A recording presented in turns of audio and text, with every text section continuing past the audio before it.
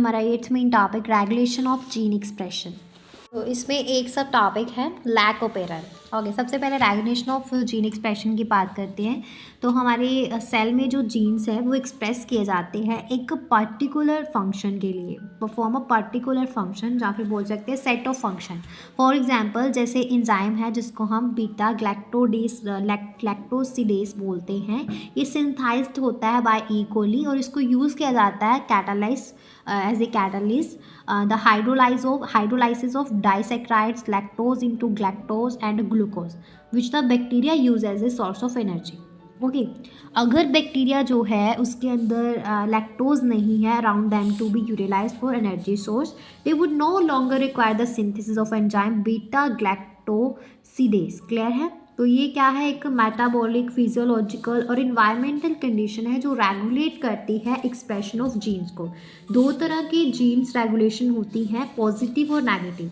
Negative gene regulation में क्या होता है कि जीन लगातार एक्सप्रेस करते हैं अपने इफेक्ट को, एक्सप्रेस देयर इफेक्ट, जब तक कि उनकी एक्टिविटी जो है वो सप्रेस्ड ना हो जाए, और इस तरह की जीन रेगुलेशन को हम रिप्रेसिबल रेगुलेशन भी बोलते हैं।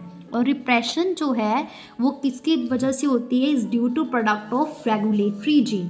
पॉजिटिव जीन रेगुलेशन जो है एक जीन है, मतलब is regulation is one in which the genes remain non-expressed unless they are induced to do it.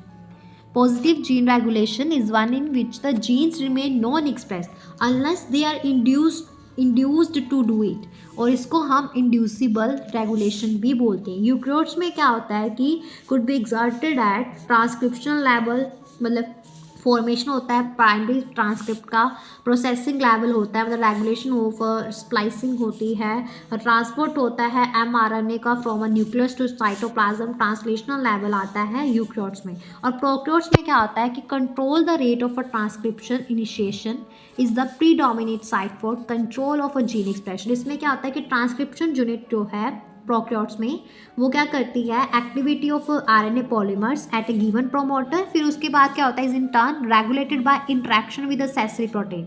और असेसिबिलिटी प्रोमोटर रीजन जो है प्रोकैरियोटिक डीएनए के is in many cases regulated by interaction of protein with the sequence, जिसको हम बोलते हैं operators. Operator region जो है वो एडजेसेंट है to promoter element in most operons. और इन मोस्ट केसेस, बहुत सारे केसेस में क्या होता है कि सीक्वेंस जो है ऑफ द ऑपरेटर बाइंड वो क्या है, रिप्रेसर प्रोटीन है, और हर एक ऑपरेंट जो है उसका एक स्पेसिफिक ऑपरेटर होता है, स्पेसिफिक रिसेप्टर रिप्रेसर होता है। फॉर एग्जांपल जैसे कि लैक ऑपरेटर है, ये बहुत अभी यूज़ किया जाता है सिर्फ किसमें, लैक ऑपरेंट में, जो इंटरेक्ट करता है specifically with the lac repressor only. Clear है?